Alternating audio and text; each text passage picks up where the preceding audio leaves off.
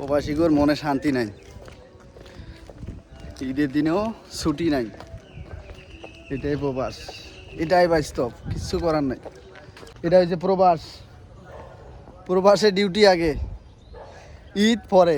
ঈদের কোনো আনন্দ নাই, ঈদ শেষ হয়েছে, দেশ থাই যেদিন বিমানে উঠছি ঈদ সেদিন থেকেই শেষ।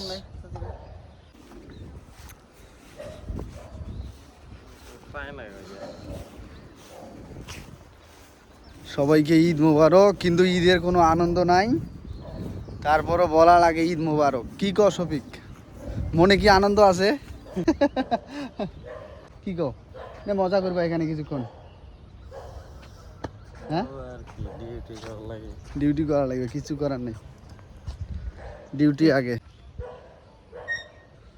রাসেল ভাই, কি অবস্থা কি তাহলে? আজকে কোরবানি হইবে? হ্যাঁ, কোরবানি হইবে না? মনে শান্তি নাই, আসি প্রবাসে, কিচ্ছু করার নাই। নামাজে গেছিলাম, নামাজও পাই নাই, যা দেই নামাজ শেষ। এখন আবার যাইতেছি রুমে,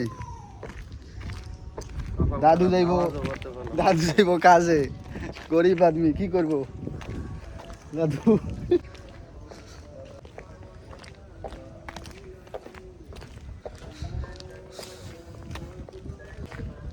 আসলে আমরা যাইতেছি কোন সাইড দিয়ে?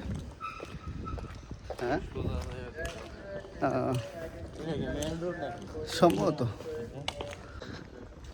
ঈদের দিন আবার বৃষ্টি, আমরা বৃষ্টিতে ভিজে হাঁটতেছি, এটাই বাস্তব।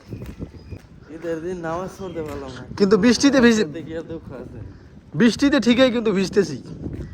তোর হাইটা গেলাম নামাজ পড়ার জন্য, তারপরে নামাজ পড়তে পারলাম না।